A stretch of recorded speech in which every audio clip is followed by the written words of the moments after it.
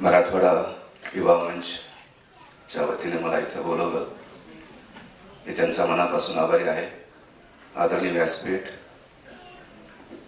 व्यासपीठासमोरील सर्व मान्यवर बंधू भगिनींनो, मला तुम्ही बोलवलं कारण एका बहिष्कृत माणसाला तुम्ही बोलवलेलं आहे. मी ज्या ठिकाणी काम करतो त्या ठिकाणी माझ्यावर बहिष्कार आहे, लिखित बहिष्कार आहे. कारण काय तर मी फक्त HIV संक्रमित मुलाचं संगोपन करतो, त्यांच्यासोबत राहतो, एवढंच माझा दोष आहे. पण असो, त्यांनी बहिष्कार टाकला जरी असला तर त्या लेकरांसोबत मी राहतोय.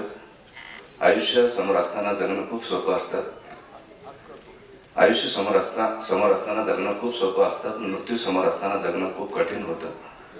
अशी सगळी मृत्यूशी लढणारी मुलं माझ्या आयुष्यात आली, हे माझं भाग्य आहे.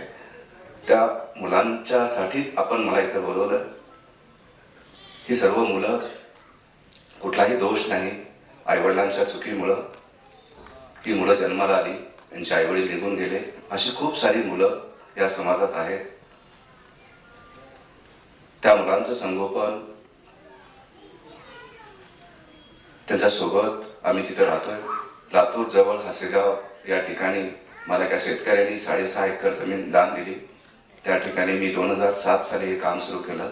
मी प्राध्यापक पत्रकारिता करत होतो. अपघाताने मी दृश्य पाहिलं. एक HIV संक्रमित 6 वर्षाचं मूल वारलं. त्याची अंत्यविधी कोणी करत नव्हतं. तो प्रसंग पाहिला. त्या लेकराची अंत्यविधी केलं. त्या दिवशी ठरवलं की या लेकरांसाठी काम करायचं. घरच्यांनी विरोध केला, मित्रपरिवाराने विरोध केला. मी घरच्यांची नाती जपले. त्यांना मी सांगितलं मी आजपासून घराबाहेर पडतोय या लेकरांसाठी.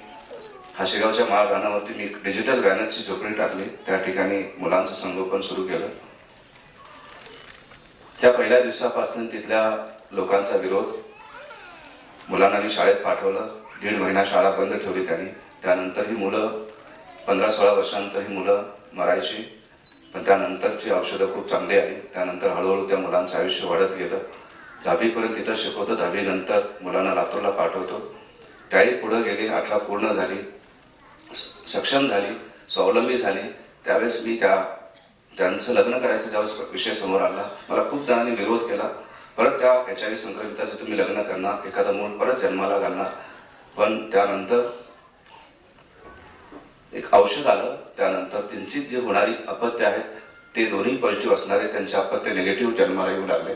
2014 साली आम्ही लग्नाला सुरुवात केली. आतापर्यंत आम्ही 23 लग्न केली आणि ते पुढे जाऊन सक्षमपणे समाजात राहू शकत नाही म्हणून आम्ही त्याच ठिकाणी बाजूला एक 15 एकर जमीन आम्ही विकत घेतली. HIV हॅपी इंडियन विलेज म्हणून एक गाव त्या ठिकाणी बाजूला आम्ही बसवलंय. त्या ठिकाणी ती सगळे कुटुंब त्या ठिकाणी राहतात. त्या प्रकल्पात त्यांची झालेली अपत्य आत्ताच या वर्षीपासून मी माझी नातवंड पुढची, त्या नातवंडाला मी पुण्यामध्ये आत्ता शिकण्यासाठी ठेवलंय. हे काम छोटंसं काम आहे. हे मुलं म्हणजे मला आता तुमच्याकडनं कौतुक झालं. हे कौतुक त्या लेकरांचं आहे. म्हणजे माझं कौतुक जरी बाहेर समाजात होत असलं तरी ती जी मुलं माझ्या आयुष्यात आली, मी माझं भाग्य समजतो. कारण म्हणजे आपल्याला सर्व काही निसर्गाने दिलेलं आहे. म्हणजे आपण इतरांना दोष देतो, पण ज्या लेकरांना जे आयुष्यच नाही अशी सगळी लेकरं ज्यावर्षी जन्माला आली आणि तसा तो आयुष्य ती मुलं जगतायत आणि मी त्यांना सोबत, ती मुलं माझ्या सोबत आली, हे मी माझं भाग्य समजतो. आणि HIV जसं कोविड आला, कोविड आपण विसरलो, पण अजूनही HIV संपले नाही. खूप सारी मुलं, तरुण मुलं आपल्या अवतीभोवती फिरतायत. त्यांना कोणीतरी फसवलं म्हणून ते इतरांचं आयुष्य, म्हणजे इतरांना फसवण्यासाठी असंख्य मुलं मुली फिरतायत. माझी कळकळीची विनंती आहे की आपल्या पाल्यांना, आपल्या मुलांना आपण खूप काळजी घेतो. एका मार्काचा कॉम्प्रोमाइज करू देत नाही. माझ्या मुलाला इंजिनियर करायचं, डॉक्टर करायचं, सगळे प्रयत्न करतो.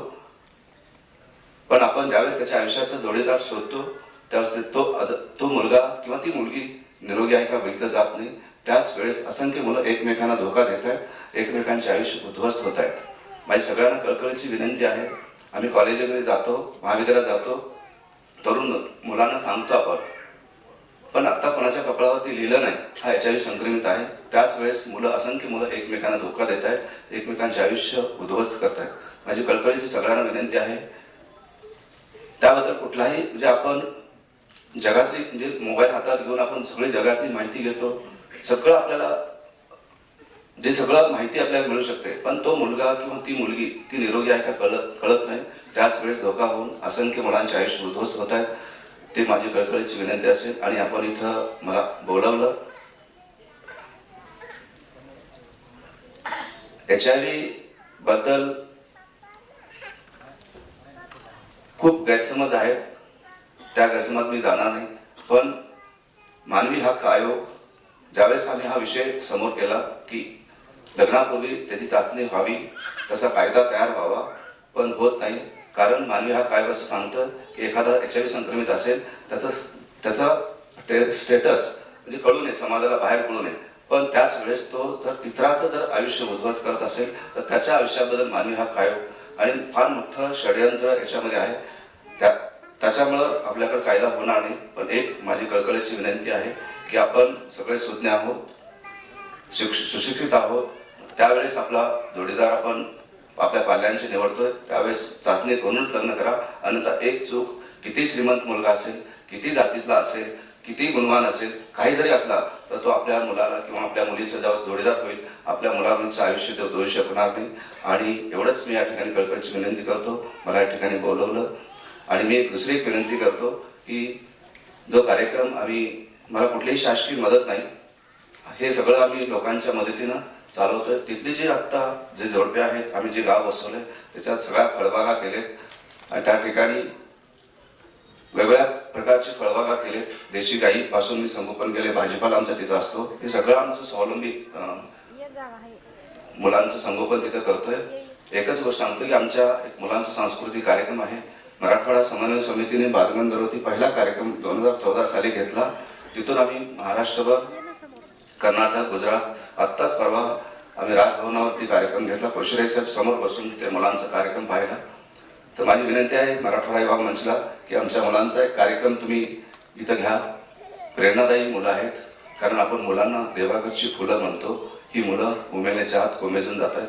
त्या मुलांना आपण सर्व मिळून फुलवूया, एवढंच या ठिकाणी विनंती करतो. मला ॲडव्होकेट महेशनी त्यांनी बोलवलं, आपण चौधरी साहेब आपणही आपण फोनवर बोललो. आता मान्यवर, खूप मोठी मान्यवर व्यासपीठावर आहेत, माझ्यासारखा लहान माणूस आपण या ठिकाणी मला बोलवलं, त्याबद्दल मी तुमचा आभार व्यक्त करतो. थांबतो. धन्यवाद.